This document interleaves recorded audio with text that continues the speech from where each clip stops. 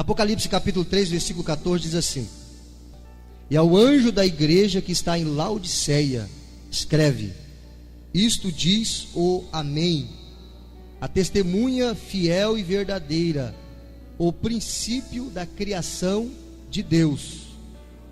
Eu sei as tuas obras, que nem és frio nem quente. Tomara que foras frio ou quente. Assim, porque és morno e não és frio nem quente, vomitar-te-ei da minha boca. Como dizes: rico sou e estou enriquecido, e de nada tenho falta, abre parênteses, e não sabes que és desgraçado e miserável e pobre e cego e nu.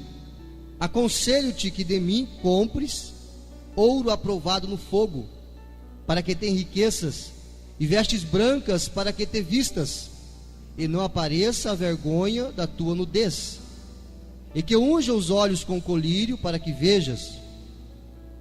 Eu repreendo e castigo a todos quantos amo. Sê, pois, zeloso e arrepende-te. Eis que estou à porta e bato. Se alguém ouvir a minha voz e abrir a porta, entrarei em sua casa, e com ele cearei, e ele comigo. Ao que vencer, lhe concederei que se assente comigo no meu trono, assim como eu venci e me assentei com meu Pai no seu trono. Quem tem ouvidos, ouça o que o Espírito diz às igrejas. Amém, amados? Não se assuste com o texto, porque eu creio que você vai sair daqui entendendo o que Deus quer dizer com esses versículos que nós lemos, e qual era a intenção do Senhor para com a igreja de Laodiceia. Antes, eu preciso dizer para você que essa carta, ela é a 7ª de uma série de 7, que Jesus manda João, o apóstolo amado, escrever para as 7 igrejas que estavam espalhadas na Ásia Menor, aproximadamente ano 85, 90 depois de Cristo. João, quando ele escreve essa carta, ele certamente era o último apóstolo vivo. Todos os demais já estavam mortos. E pasmem os irmãos, assassinados, martirizados, todos eles, inclusive Paulo, que foi decapitado, Pedro, que foi crucificado de cabeça para baixo, como nós pregamos no domingo passado, e assim por diante. Todos os apóstolos foram martirizados, mas não negaram o nome de Jesus. João, ele é o único que tem privilégio de morrer de velhice. Ele está preso numa ilha chamada Patmos, onde só havia bandidos perigosíssimos. E ele foi preso porque ele pregava o evangelho, ele não negou o nome de Jesus. Tentaram matar ele, mas não conseguiram. Então aprisionaram ele naquela ilha, para ele morrer lá. Mas lá o Senhor Jesus se revelou a ele. Após 40 e poucos anos da morte e ressurreição de Jesus, Jesus aparece para João na ilha de Patmos, glorificado, e revela para ele a carta, as 7 cartas, as 7 igrejas que estavam na Ásia Menor, e todo o livro do Apocalipse, que está tudo escrito aqui, como todas as coisas terminarão. Ou seja, para você saber o futuro, você não precisa consultar a mãe de Ná, é só você ler o livro do Apocalipse. Amém? Está tudo aqui. Então, quando João está escrevendo essa última carta, se você for analisar e observar os 2000 anos da história da igreja, cada uma dessas 7 igrejas simbolizam um período da igreja na face da terra. 7 períodos da igreja. E o período da igreja de Laodiceia é o último período da igreja na face da terra. Quando você lê essa carta, você percebe que essa igreja ela foi duramente repreendida pelo Senhor Jesus. E essa igreja, ela estava vivendo um estado em que a igreja estará vivendo antes do retorno de Jesus Cristo. Então, a carta à igreja de Laodiceia era uma carta literal, era uma igreja literal daquela época, mas também apontava para o último estágio da igreja antes da volta de Jesus Cristo. Até aqui? Ok, amém. Agora imagine só, você viu que o texto que Jesus revelou para João é um texto duro, é uma repreensão dura para aquela igreja daquela época. Aí eu pergunto para mim hoje, se Jesus escrevesse uma carta para mim hoje, qual seria o teor dessa carta? Se Jesus escrevesse uma carta para você hoje, qual seria o teor dessa carta? O que você acha que Jesus iria falar para você? Interessante parar para refletir sobre isso.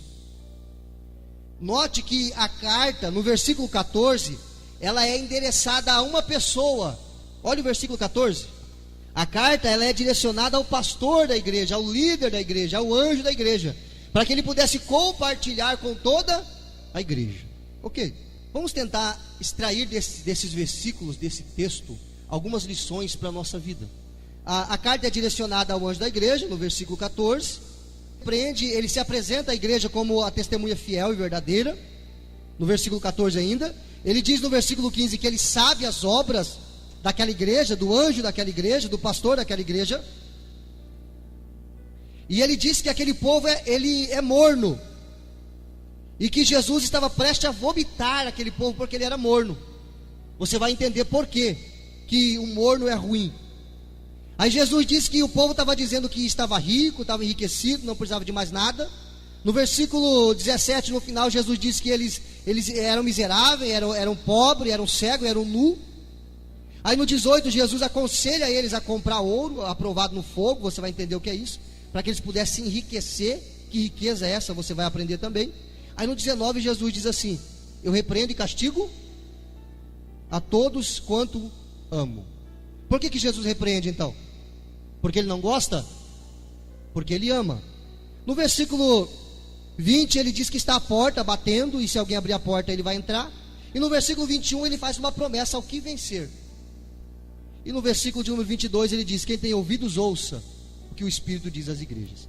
Resumido, bem simples. Agora vamos tentar entender. Primeiro, lá no versículo 20 está escrito assim: eis que estou à porta e bato. Se alguém ouvir a minha voz e abrir a porta, entrarei em sua casa e com ele cearei e ele comigo. Quem bate na porta está pelo lado de fora. Jesus estava dizendo assim: eu estou para o lado de fora, eu não estou aí dentro. Isso é muito escandaloso para uma igreja. Jesus fala: olha, vocês se reúnem, mas eu não estou no meio de vocês. Muito forte isso, porque Jesus disse que onde tiver 2 ou 3 reunidos no seu nome, ele está no meio. Então o que atrai a presença de Jesus é o propósito da reunião. Ela tem que ser no nome de Jesus. O propósito tem que ser adorar o Senhor Jesus, tem que ser servir ao Senhor Jesus. E ele bate na porta aqui dizendo: olha, eu estou batendo na porta. O que eu aprendo aqui? Que Deus não estava mais governando aquele povo. Jesus não governava mais aquele povo. Olha que interessante. O nome da cidade, antes de Antíoco II conquistar a cidade, era Dióspolis. Esse era o nome da cidade, antes de Antíoco II conquistar a cidade. Antíoco II, ele é um símbolo, uma tipologia do anticristo, aquele que vai reinar aqui na terra, ou melhor, que vai tentar reinar aqui na terra durante 7 anos. Vai fazer muita guerra, vai perseguir os fiéis a Deus. E não se espante, ele está prestes a aparecer. Examine um pouco as escrituras e pesquise para você ver nos noticiários. Então esse Antíoco, ele é uma tipologia do anticristo que virá ainda. Quando o Antíoco conquista a cidade, o nome dela é Dióspolis. E Dióspoli, a tradução é cidade de Deus.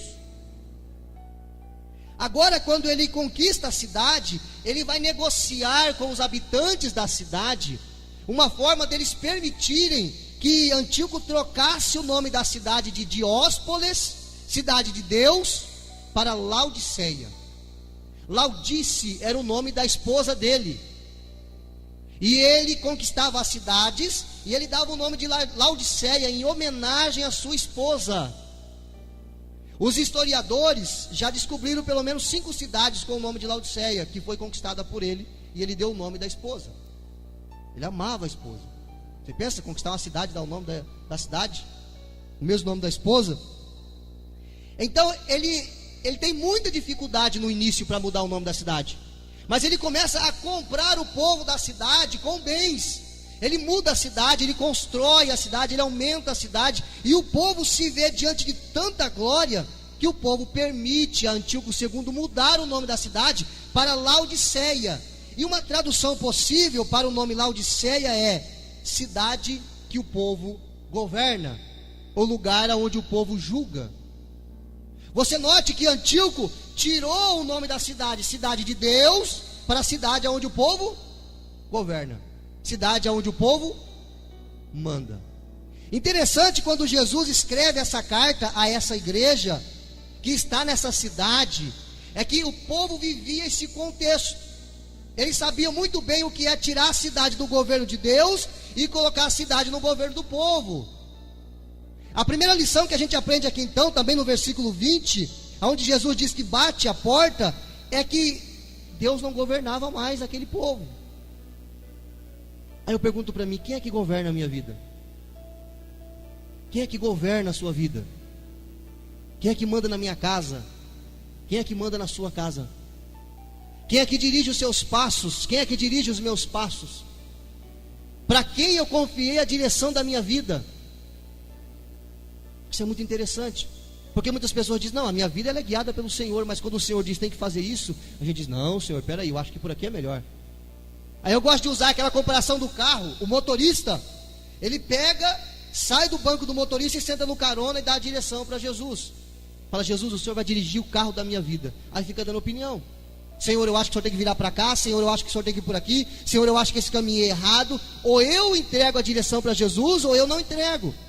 Se eu deixo Ele na direção, eu preciso confiar que Ele tem o melhor para a minha vida. Eu não posso governar a minha vida com a força do meu braço. Se eu fizer isso, eu vou fracassar, porque eu sou fraco. Agora, se eu permitir que a direção e o governo da minha vida esteja nas mãos do Senhor, aí é diferente. Porque o Senhor tem poder para guiar a minha vida e me dar vitória nas minhas dificuldades. Amém? A segunda lição que a gente aprende, no versículo 17 agora, olha só que interessante. Versículo 17, Jesus ele vai repreender aquela igreja. A cidade era muito rica. A igreja, a comunidade de fé local era muito rica. Era um povo muito abastado. E Jesus diz assim, como dizes? Ou seja, vocês falam assim, Laodicenses, rico sou, estou enriquecido e de nada tenho falta. Qual é a lição aqui? Olha só, a riqueza daquele povo trouxe a eles a soberba e o orgulho humano. A riqueza daquele povo trouxe a eles a soberba e o orgulho humano, de tal forma que no ano 60 depois de Cristo aconteceu um grande terremoto naquela região e devastou a cidade. Acabou com a cidade. Então o imperador daquela época, ele mandou recursos para ajudar a reconstruir a cidade. Sabe o que os laodicenses disseram? Nós não queremos, nós não aceitamos. Nós temos o suficiente para reconstruir a nossa cidade. Eles não aceitaram a ajuda do imperador. Eles tinham o suficiente. Eles eram orgulhosos. A soberba havia entrado no coração daquele povo. Laodiceia, olha só, era a maior produtora de tecidos finos daquela época. Ovelhas negras, que a lã dava origem a tecidos maravilhosos, caríssimos. Ali era um centro de construção dos melhores tecidos da época. E engraçado que Jesus diz assim, vocês estão nus. Vocês estão nus, Jesus disse para eles. Eles tinham orgulho e batiam no pé dizendo, as melhores roupas saem da nossa região. Jesus disse, vocês pensam estar vestidos, mas vocês estão nu. Quando Jesus fala nu, ele não está falando fisicamente, ele está falando espiritualmente. Alguém nu espiritualmente é alguém que está desprovido da vestimenta de salvação, está sem salvação, por isso está nu espiritualmente. Os melhores oftalmologistas eram laodicenses, os doutores que cuidam dos olhos. Havia ali uma faculdade especializada no assunto. Eles eram fera no assunto dos olhos. Jesus disse para eles que eles estavam cegos. Eles estavam cegos. Eles viam bem fisicamente, mas espiritualmente eles não enxergavam, eles não viam. Eles tinham os melhores remédios, os melhores colírios, os melhores cremes para os olhos. Jesus disse: vocês estão cegos. A cidade se achava a melhor fabricadora de tecidos. Jesus disse: estão nu. A cidade tinha os melhores oftalmologistas, a melhor faculdade da época. Jesus disse: vocês estão cegos. A terceira lição que a gente aprende aqui nesse texto, no versículo 18, Jesus agora dá um conselho para eles. Eles batiam no peito e diziam: nós estamos ricos, nós fomos enriquecidos, não temos falta de nada. Aí Jesus diz: vocês não sabem, mas vocês são infelizes, miseráveis, pobres, cegos e nus. Aí Jesus dá um conselho no versículo 18. Olha que interessante: aconselho-te que de mim compres ouro aprovado no fogo. Ouro é símbolo de quê? De riqueza. Quem tem muito ouro é rico. A cidade e a igreja era muito rica, muito rica. Mas Jesus agora, ele mostra para esse povo qual que é a melhor forma de ser rico. Ele diz assim: aconselho que de mim compres ouro aprovado no fogo. Jesus estava dizendo: eu quero apresentar para vocês a verdadeira riqueza. A verdadeira riqueza. A verdadeira riqueza é aquela que o fogo não consome. Pegue uma pasta cheia de dólares e jogue no fogo, o que acontece? Queima tudo. Ou seja, é algo perecível, que acaba, que estraga. Agora Jesus, ele está dando um conselho para o povo, dizendo: compra de mim ouro aprovado no fogo. O que é o ouro aprovado no fogo? É o ouro que o fogo não derrete. É o ouro puro. É a verdadeira riqueza. Abre a sua Bíblia, Mateus 6. Vamos manusear a Bíblia um pouquinho? Mateus 6 diz assim: não ajunteis tesouros na terra, aonde a traça e a ferrugem tudo consomem, e onde os ladrões minam e roubam. Mas ajuntai tesouros no céu, onde nem a traça nem a ferrugem consome, e onde os ladrões não minam e nem roubam. Aí alguém pode perguntar: pastor, então a gente não pode ter bens? Aí o versículo 21 vai explicar: porque onde estiver o vosso tesouro, aí estará também o vosso coração. Eu posso ter muitos bens, mas esses bens não podem ser o meu tesouro. Eu posso ter 5 carros na garagem, se eu tiver condições eu posso. O dinheiro é meu, se eu quiser comprar 5 carros não tem problema nenhum. Se eu quiser comprar 10 casas não tem problema nenhum. O dinheiro é meu, se eu ganhei de maneira justa e honesta, posso fazer o que eu quiser. Mas os carros e as casas e a minha conta bancária não pode ser o meu tesouro. Porque o texto diz que aonde estiver o meu tesouro, aí estará o meu coração. Eu lembro de uma cena que eu vi num vídeo, chovendo pedras de gelo, e de repente fechou o tempo, e tinha um carro muito bonito, última linha, um carro muito bom, e começou a cair pedra, e começou a amassar os carros que estavam na rua. O dono desse carro foi desesperado, ele subiu em cima do carro e deitou em cima do carro, e ele parecia um para-brisa, aquele limpador de para-brisa, batendo com os braços e as pernas, para a pedra não pegar no carro e não amassar o carro. Ele disse: eu me arrebento todinho, mas o meu carro as pedras não amassam. Resultado, amassou o carro e quebrou ele todinho. Deixa amassar, rapaz. Salva a vida. A vida é mais importante do que os bens materiais. Esse homem, com certeza, o tesouro dele era o que ele tinha. Se eu vou adquirir alguma coisa que eu jamais vou me desfazer dela, ela vai ser o meu tesouro, então eu não vou adquirir. É o que Jesus está tentando ensinar para a igreja. Olha, eu aconselho que de mim vocês comprem a verdadeira riqueza. Ouro aprovado no fogo, aonde não vai perecer, aonde o ladrão não vai roubar, a traça, a ferrugem não vai chegar. Ouro aprovado no fogo para que tenha riquezas, ou seja, para ser rico com Deus, e vestes brancas para que ter vistas, e não apareça a vergonha da sua nudez. O que é isso? Não é um nu. físico, literal, mas espiritual. Jesus está dizendo assim: olha, eu vou apresentar para vocês a verdadeira roupa, a roupa de salvação. Capítulo 7 de Apocalipse. Capítulo 7, 2 folhinhas para frente, versículo de número 13. Vamos ver se é isso. Qual a melhor forma de eu branquear as minhas vestimentas? Alvejante? No sangue do Cordeiro. Você já experimentou pegar uma roupa branca e colocar sangue? O que acontece? Mancha tudo. Só que o sangue de Jesus branqueia. Que maravilha isso, querido. O sangue de Jesus branqueia, olha só. E ele disse-me: esses são os que vieram de grande tribulação, estavam vestidos de vestiduras brancas, e lavaram as suas vestes, alvejaram e a branquearam no sangue do Cordeiro. Diz que esses nunca mais terão fome, nunca mais terão sede, nem sol, nem calma alguma cairá sobre eles, porque o Cordeiro que está no meio do trono os apacentará, ele lhes servirá de guia para as fontes das águas da vida. Alguém aqui já experimentou a verdadeira felicidade? Só pense. Eu digo para você que nós não experimentamos ainda a verdadeira felicidade. Porque o que é o entendimento que nós temos de felicidade? Por exemplo, você fica muitos anos sem ver alguém que você ama muito. Aí quando você encontra ela, o que você sente? Felicidade.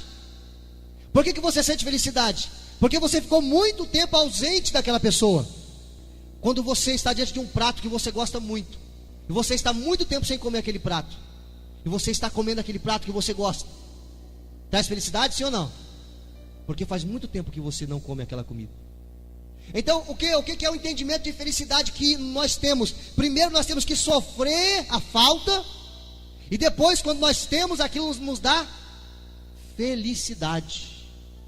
Felicidade.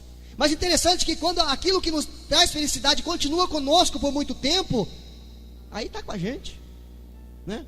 Já não traz tanta felicidade. Lembra quando você namorou? Quando você namorava?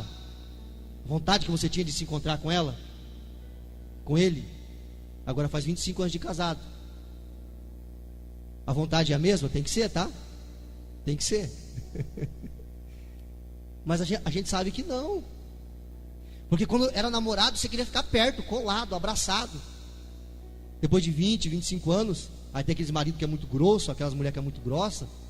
Aí vem o romântico, quer dar um abraço, sai pra lá, para com esse negócio. Eu nunca vi o meu pai e a minha mãe, eu não tenho lembrança assim. Eles se divorciaram quando eu tinha 15 anos, eu não lembro deles se abraçando e trocando carinho. Não tenho nenhuma lembrança disso. É muito importante os filhos verem isso. O carinho que o marido tem com a mulher e a mulher com o marido. Então, o que é a felicidade? A verdadeira felicidade nós nunca experimentamos. Nós vamos experimentar a felicidade na sua essência no céu, porque lá a gente vai comer sem ter fome. Nós vamos abraçar sem ter saudade. Sem saber o que é saudade, não vamos ter sentimento mais. Então isso sim é a verdadeira felicidade. Se eu ficar lá 1 zilhão de anos sem me alimentar no céu, eu não vou sentir fome. Eu vou comer sem sentir fome, eu vou comer por prazer, para experimentar o sabor. Essa é a verdadeira felicidade. E é essa felicidade que nós não temos ainda na sua plenitude aqui. Nós experimentamos a maior felicidade na presença do Senhor, louvando o Senhor, exaltando o Senhor, mas é só uma introdução. Porque olha só o que diz o texto aqui: nunca mais terão fome, nunca mais terão sede, nem sol nem calma alguma cairá sobre eles, porque o Cordeiro está no meio do trono, que está no meio do trono, os apacentará, ele servirá de guia para as fontes das águas da vida. Você consegue imaginar como será isso? Será maravilhoso, tenha certeza disso. Continuando ainda na terceira lição, o mundo está cego, e isso é notório, não consegue ver o que realmente tem valor. Vamos ver isso na Bíblia? Nós vamos ver algo muito interessante aqui. 2 Coríntios capítulo 4 e o versículo de número 3. Segunda carta do apóstolo Paulo à igreja em Corinto, capítulo 4, versículo 3, diz assim: mas se ainda o nosso evangelho está encoberto, para os que se perdem está encoberto, nos quais o Deus, com D minúsculo, deste século, cegou o entendimento dos incrédulos, para que não lhes resplandeça a luz do Evangelho da glória de Cristo, que é a imagem de Deus. Quem é que cegou o entendimento das pessoas que não querem crer no Evangelho de Jesus Cristo, que é o que a Bíblia diz? O Deus desse século, Satanás, o diabo, o inimigo de nossas almas. Pessoas que você chega e você diz assim: querida, querido, olha, Jesus diz que é assim, assim, assim. Você mostra na Bíblia, a pessoa lê, mas parece que ela não consegue entender, porque os seus ouvidos estão tapados, os seus olhos estão vedados. As pessoas não conseguem entender, não conseguem se submeter ao que a palavra diz. Por quê? Porque é exatamente o que Jesus disse aqui, ó. O mundo está cego, a igreja de Laodiceia estava cega.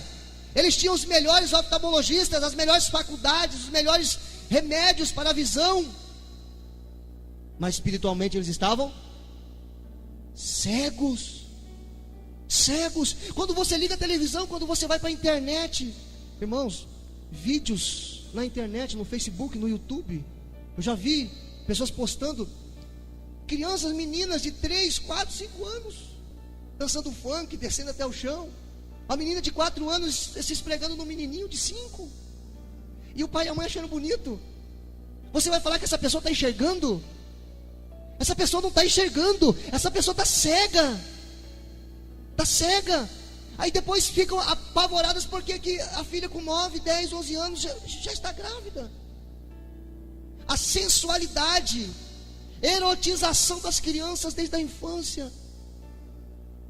Nas novelas, nos filmes, até nos desenhos. Cuidado com o que os seus filhos assistem.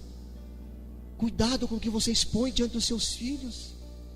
Cuidado, porque aquilo está formando a mente deles. E as pessoas não ligam. Tem pais e mães que não ligam, acham bonito. A menininha de 3, 4 anos falando que tem namoradinho. Cuidado, irmão. Vigie.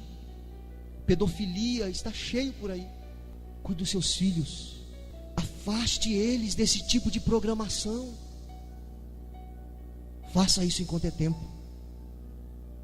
Eu fico admirado quando eu vejo uma criança de 3, 4 anos falando palavrão, xingando. Onde é que eles aprenderam? Ah, na escola, pastor. Sim, também. Mas tem pais e mães que fazem isso na frente dos filhos. A esposa que manda o esposo passear na frente do filho e vice-versa. Eu falei passear para não falar o palavrão. O filho, a bênção que você recebeu, uma folha em branco, o seu filho.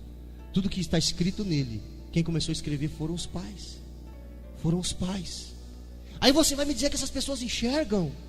Os padrões de Deus, os padrões cristãos, estão sendo exterminados da vida das pessoas. E nós estamos, muitas vezes, cegos. Não conseguimos ver essas coisas. Jesus quer nos mostrar a verdade. O que é a verdade? João 8:32. Conhecereis a verdade vos. Versículo 36. Se o Filho vos libertar, verdadeiramente sereis. João 14:6 diz: eu sou o caminho e a vida. Sou o caminho, a verdade e a vida. Jesus é a verdade, e Ele quer nos mostrar a verdade, porque se existe uma verdade é porque existe mentira. O mundo está mergulhado em mentira. Aquilo que é mentira se tornou verdade, aquilo que é errado se tornou certo. Observe, irmãos, olhe com um olhar mais crítico as coisas e observe. Como você acha que vai estar daqui a 10, 15, 20 anos, se o Senhor não tiver voltado ainda para reinar nessa terra? Porque Ele vai voltar. Como será a geração dos nossos filhos? Será que a próxima geração estarão aqui na igreja ouvindo uma palavra como essa? Depende do que eu ensinar para as minhas filhas. Ensinar eles a amarem o Senhor. Se as minhas filhas não aprenderem a amar o Senhor, elas não conseguirão viver uma vida plena durante toda a existência delas. Porque se agora é difícil, você imagina daqui a 20, 30 anos. Famílias sendo destruídas, lares sendo destruídos, pessoas sendo destruídas. Que nessa noite o Senhor Jesus abra os nossos olhos e nós possamos sair daqui com um olhar espiritual e crítico, zelando pelos nossos filhos. Versículo 19, olha só que interessante. Eu repreendo e castigo, ou seja, não é o pastor, é Jesus. O pastor é falho igual a você, o pastor erra igual a você. Eu sou ser humano igual a você. Eu estou observando as minhas filhas todos os dias e eu procuro corrigir onde eu erro. Sábado, ontem, eu levantei cedo e fiz algo que eu não estava fazendo. Pelo menos uma vez por semana nós precisamos fazer isso. Eu levantei, peguei a minha Bíblia, em vez de vir para a igreja como eu faço todos os dias, eu chamei a Raquel, chamei a Rebeca, chamei a Denise e fizemos um devocional juntos. Eu falei com elas sobre as bem-aventuranças e o coração puro. Expliquei para elas, para Raquel e para Rebeca, e com a Denise do lado, a família unida falando de Jesus e orando, coisa que eu não estava fazendo. E naquele dia, ontem eu fiz um propósito, todo sábado pela manhã eu vou levantar com as minhas filhas, eu vou ler um texto bíblico, vou explicar para elas, eu vou orar com elas. Sentamos em volta da mesa e oramos antes das refeições. Elas oram, a Raquel, a Rebeca, a Denise, eu, cada dia um faz a oração. Se eu não ensinar isso para elas agora, quando elas tiverem 20 anos, elas não vão aprender. Amém? É você, pai, é você, mãe, que tem que fazer isso. E é de você que Deus vai cobrar. Jesus diz no versículo 19: eu repreendo e castigo a todos quanto amo. Repreensão e castigo. Sê, pois, zeloso e arrepende-te. Qual é a lição aqui? O pai que ama de verdade repreende e castiga. Vamos pegar a Bíblia, lá em Provérbios 23. Provérbios 23. Isso aqui você pode usar com os seus filhos, querido, porque isso aqui é fantástico. Provérbios 23 e o versículo 13. Lá no meio da Bíblia, depois de Salmos, tem aquela tal de lei da palmada, né, que agora é crime se você corrigir o filho com uma varinha, como diz a Bíblia, fustiga o menino com a vara. Olha o que diz 23 de Provérbios, versículo 13: não retires a disciplina da criança, porque fustigando-a com a vara, fustigando-a com a vara, nem por isso morrerá. Tu a fustigarás com a vara e livrarás a sua alma do inferno. Olha que interessante isso. Eu usei uma comparação aqui esses dias sobre os pais placa e os pais radar. Sabe qual que é a diferença?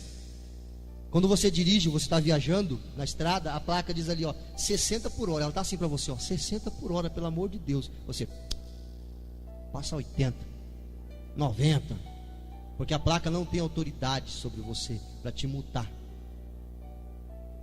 Agora passa no radar que está dizendo a 40, passa a 80. Pode passar, não tem problema, mas a multa vai chegar. E não é barata.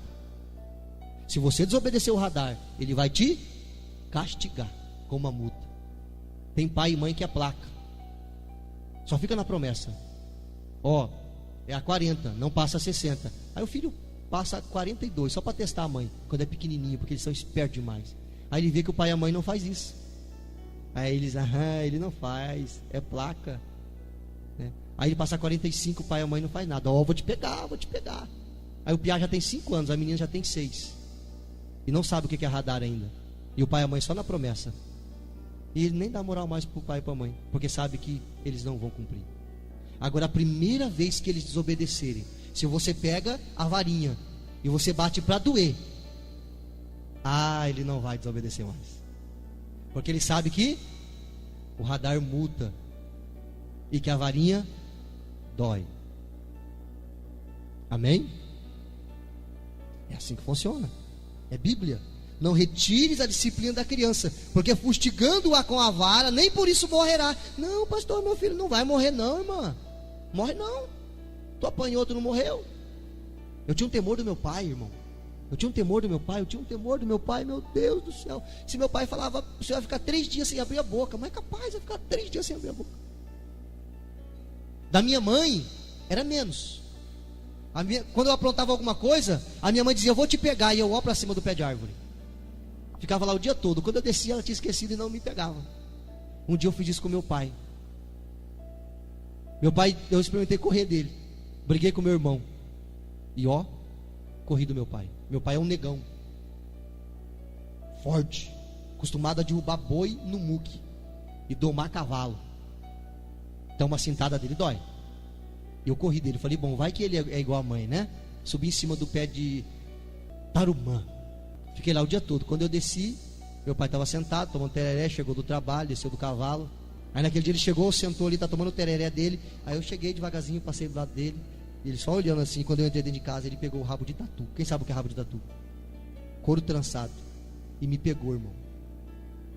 Nunca mais eu corri do meu pai. É melhor apanhar na hora, que eu vou apanhar menos.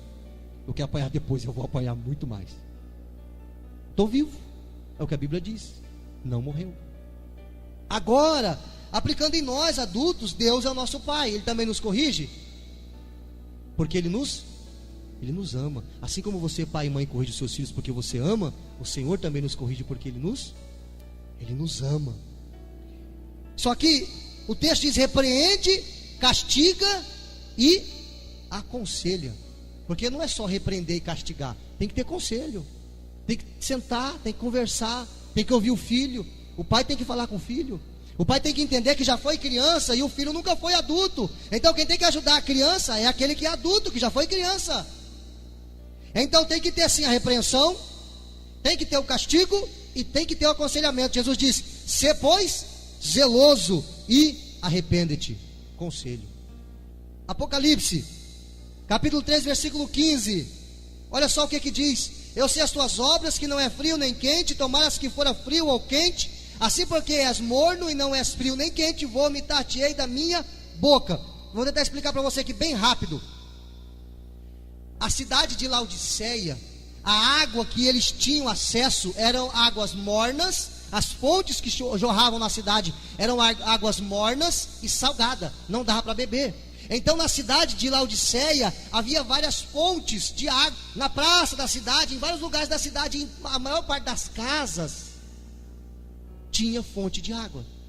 Só que não dava para beber, porque a água era morna e salgada.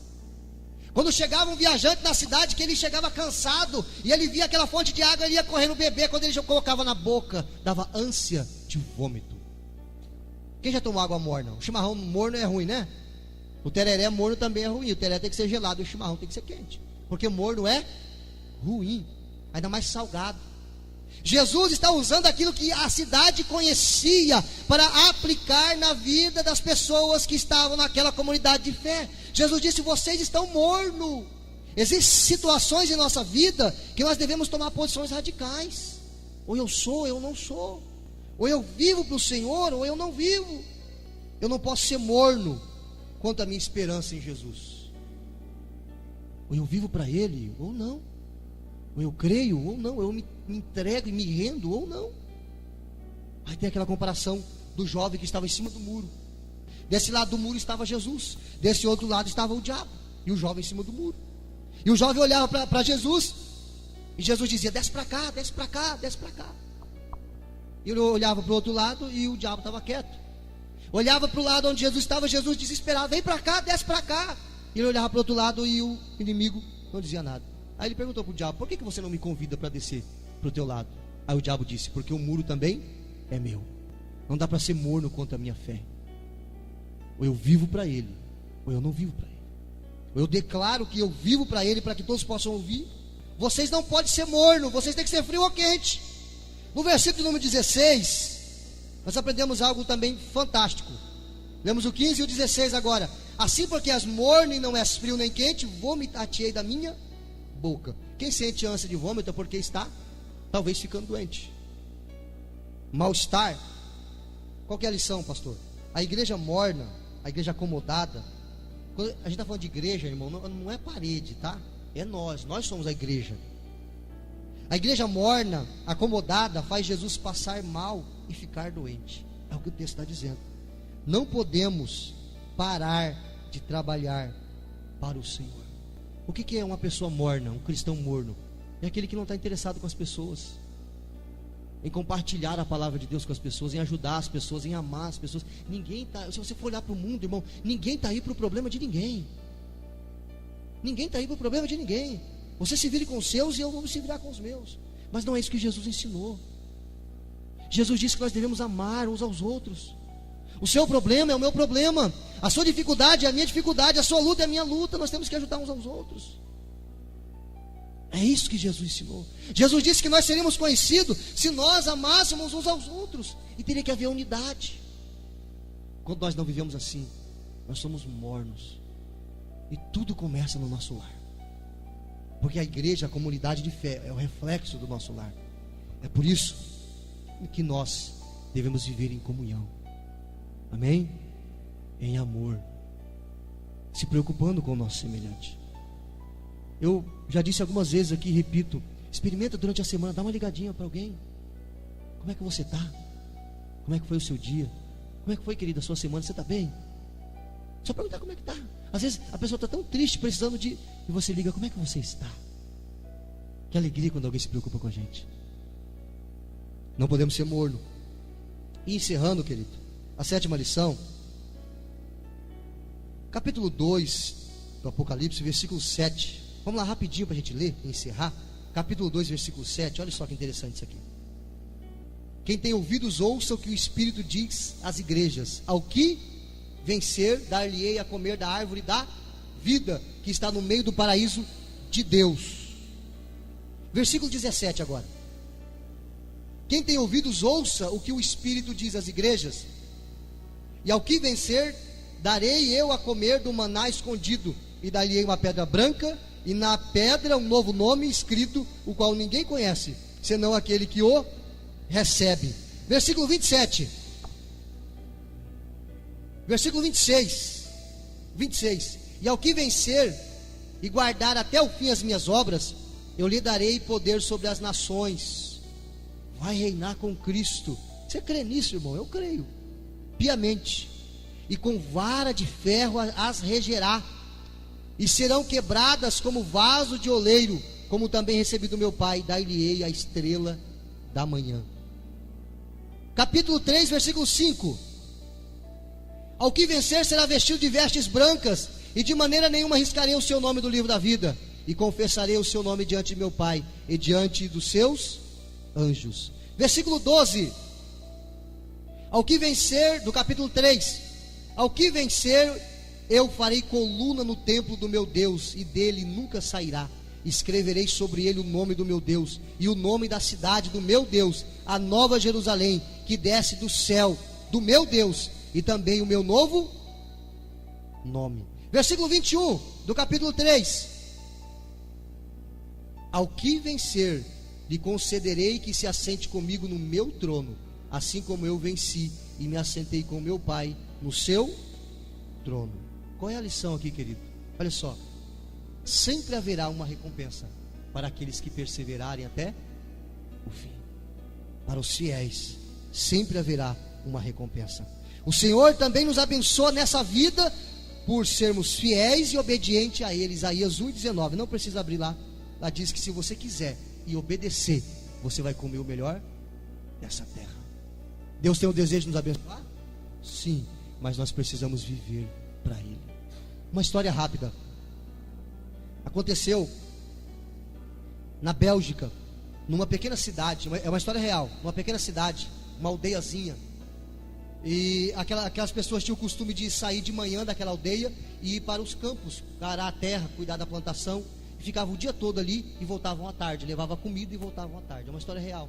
Chegou naquela cidade um circo itinerante e montou ali a sua barraquinha, e aquele povo, todo dia que chegava do trabalho, tomava o seu banho e ia para o espetáculo. E aqueles palhaços eram muito engraçados, eles riam e virou rotina. Todo dia chegava do trabalho, espetáculo, chegava do trabalho, espetáculo. Os palhaços eram demais, era muito engraçado. Um dia, o povo saiu de manhã, estava trabalhando, chegou a tardezinha e os palhaços começaram a se arrumar. Botaram o nariz do palhaço, a peruca do palhaço, o sapatão do palhaço, aquela roupa toda, se maquiaram. E de repente sentiu o cheiro de queimado e disse: tem uma coisa queimando? O outro disse: sim, parece que sim. Olharam para fora, o fogo estava pegando, era época de seca, o fogo estava pegando e se aproximando da cidade. E eles disseram: vamos apagar o fogo. Aí o outro disse: não, a gente não consegue, o fogo é muito grande, Vamos lá avisar as pessoas para eles virem nos ajudar a apagar o fogo. Aí um começou a tirar a roupa, falou, não, pera, não dá tempo, a gente levou 3 horas para se arrumar. Vamos assim mesmo, vestido de palhaço. Era mais ou menos 6 quilômetros da cidade até o lugar onde as pessoas estavam trabalhando.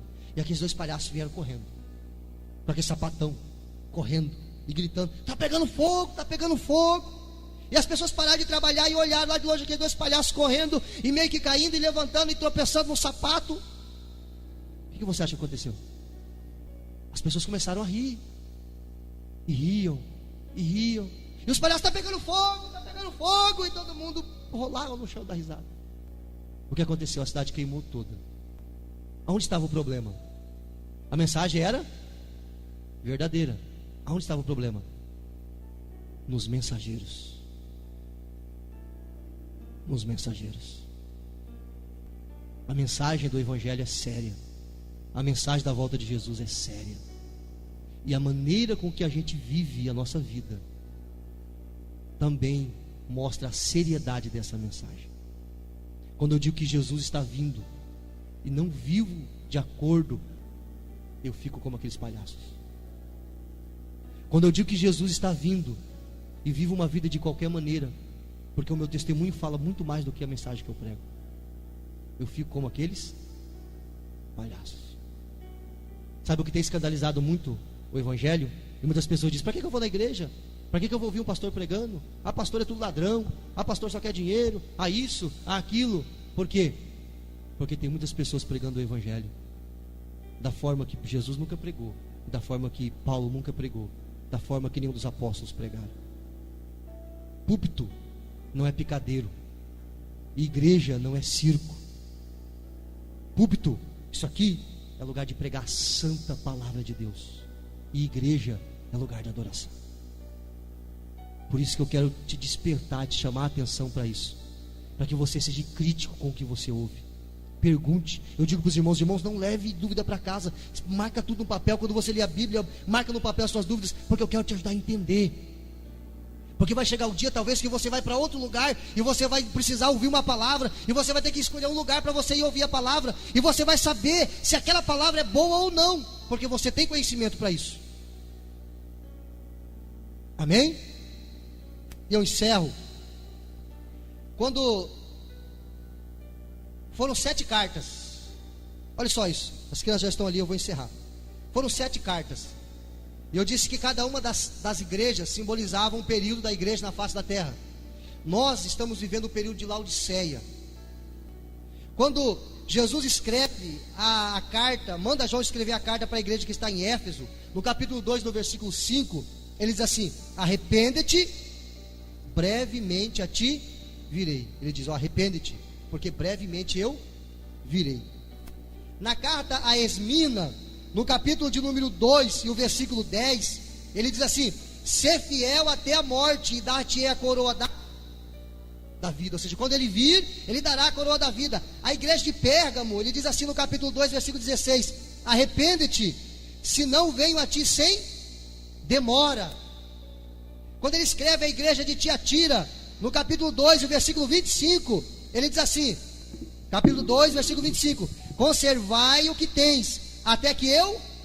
A igreja de Sardes, olha só, ele diz assim: se não vigiares, virei como ladrão, e não conhecerão de modo nenhum a hora que virei sobre vocês. E as 2 últimas cartas, olha só que interessante, capítulo 3, versículo 11: venho sem demora. Capítulo 3, versículo 20, ele diz assim: estou à porta. Sabe o que ele está dizendo? Ele vinha dizendo para as igrejas: eu venho sem demora, eu estou vindo, guarde o que tem. Na última igreja, na penúltima igreja, ele diz: venho sem demora. Agora na última igreja, que é o período que a gente vive agora, ele diz: eu estou às portas. Jesus está às portas. Você acha que falta alguma coisa acontecer ainda? Não, não falta. Jesus está às portas. E esse costume de bater na porta não era um costume daquela época. Quando eu chegava na casa do irmão José, eu não podia bater na porta, eu tinha que anunciar: irmão José, o pastor Josias está aqui. Era assim que a gente se anunciava. Quando alguém batia na porta, Era porque algo muito urgente estava acontecendo. É porque a pessoa tinha uma mensagem muito urgente para passar para aquela pessoa que estava na casa. Então ela chegava e batia na porta. Então quando a gente lê isso, a gente não entende. Mas quando a gente vê a cultura daquela época, o costume daquela época, a gente vê que Jesus chega e diz assim, ó: abre a porta, está no final, deixa eu entrar e ceiar com você, e você ceiar comigo. Não era costume bater na porta. Só era costume bater na porta quando a mensagem era urgente demais. Alguma coisa aconteceu. Jesus está às portas. Amém? Não falta mais nada.